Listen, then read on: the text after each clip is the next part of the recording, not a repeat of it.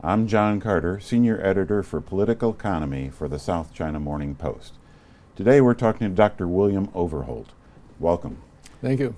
Could you give us a quick overview of the theme of your new book? Well, the theme is that China's facing a crisis of success. And that sounds like a weird idea. But the idea is, if you have an entrepreneur who invents something cool and the business takes off, initially it's run essentially as an entourage of the entrepreneur. And then things get complicated. He needs a lot more money. He needs to list on the stock exchange. All of a sudden, the organization has to be transformed. And all these Asian miracle economies like China, South Korea, Taiwan, Singapore come to a crisis of success. They start off with a pretty simple economy, and success means a very complicated economy. And so they get to the point where certain common things happen.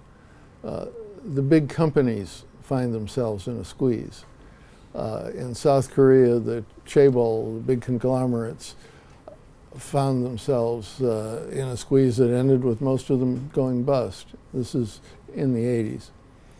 And same thing with the Guomindang conglomerates in Taiwan.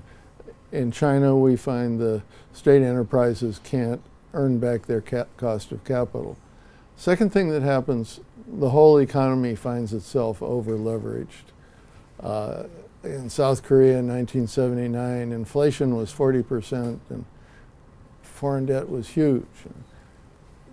China isn't in that much of a squeeze, but it's over-leveraged, and the government is trying to reduce the leverage.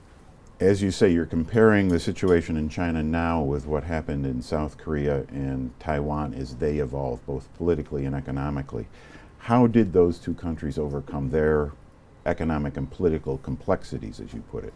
They overcame the economic complexities by moving to much more market-oriented economies, and they overcame the political complexities by moving to democracy.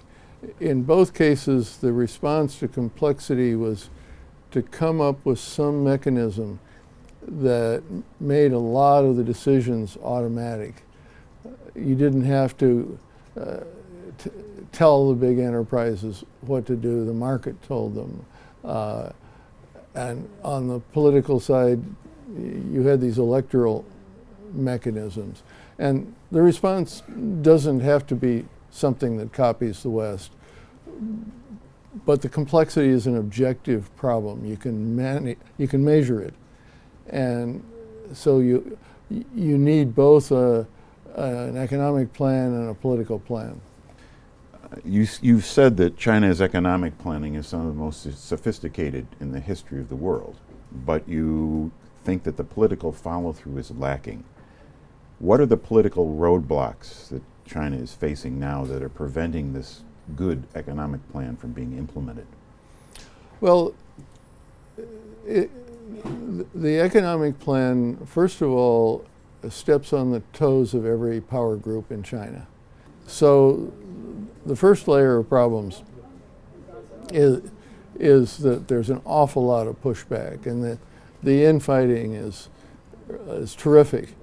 The response to that is a powerful hammer for hammering these resistant groups, and that's the anti-corruption campaign. And so, for instance, the group that most doesn't like reform was the petroleum faction, led by Zhou Yongkang.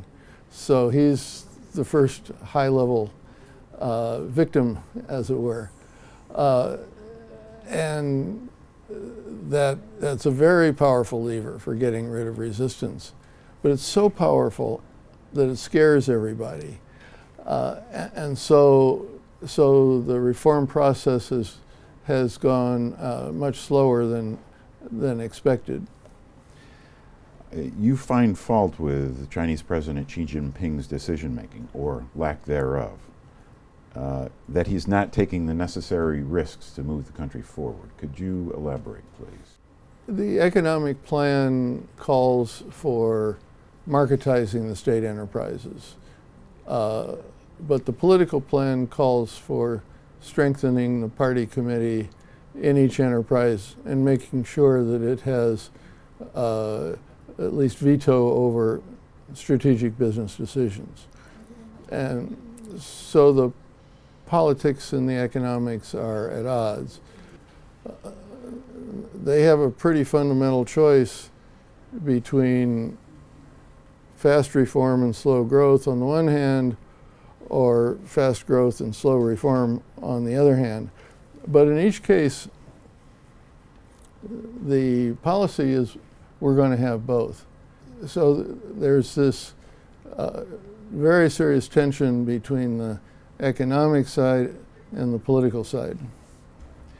You're not saying there's going to be a major political crisis in China, but you're saying that the way the Chinese leadership is operating now, at least to date, isn't going to produce the results needed to move the economy forward to the next level of development. Is that correct? Yes, I think they've got a brilliant economic plan, but it's only being partially implemented. And one way to think about it is, under Mao, it was politics in command. Under Deng Xiaoping, it was economics in command. And now it's sort of 60% politics in command and 40% economics in command.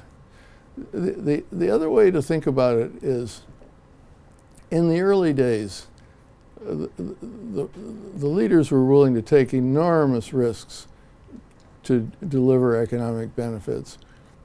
Now, the attitude is very different.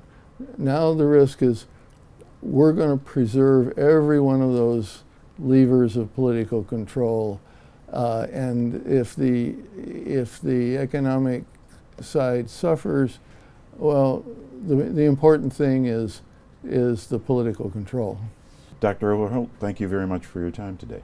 Thank you for having me.